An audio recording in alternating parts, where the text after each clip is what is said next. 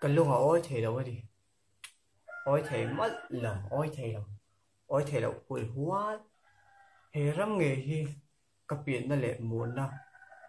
anh đi à vài bộ mình tích lách thì cái lại đâm thế đâu cái lại đâm thế đâu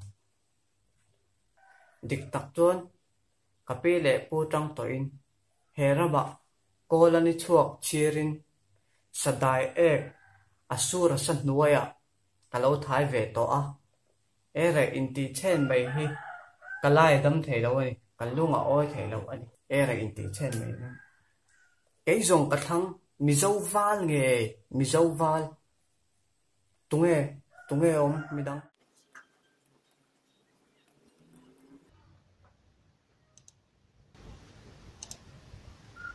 kalunga oi thei lo ani oi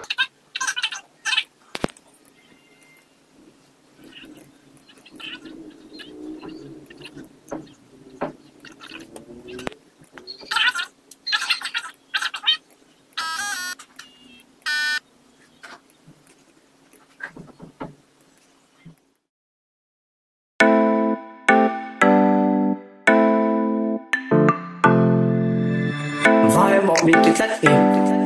cái hai thằng thế đâu nhau cái lúc họ ôi thì đâu ấy ôi thì mất là ôi thì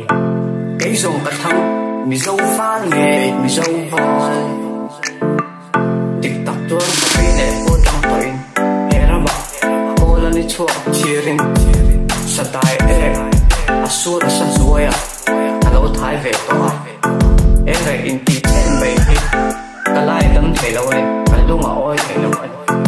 cái dùng cái thằng mi dâu phan nghề mi dâu voi tung nghe ông mi đăng mi dâu phan nghề mi dâu voi re inti chen mấy luôn rồi em nhau mi dâu phan nghề mi dâu voi nhau tung nghe ông mi đăng nhau mi dâu phan nghề mi dâu voi nhau re inti chen mấy luôn rồi em mi dâu phan nghề dâu voi dâu phan nghề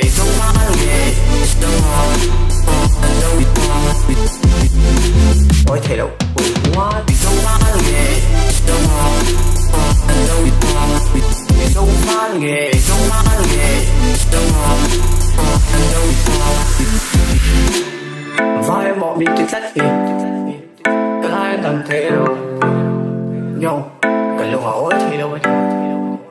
em phải là thầy luôn đó với tôi có thể luôn lên rồi tụi con mong phá với cô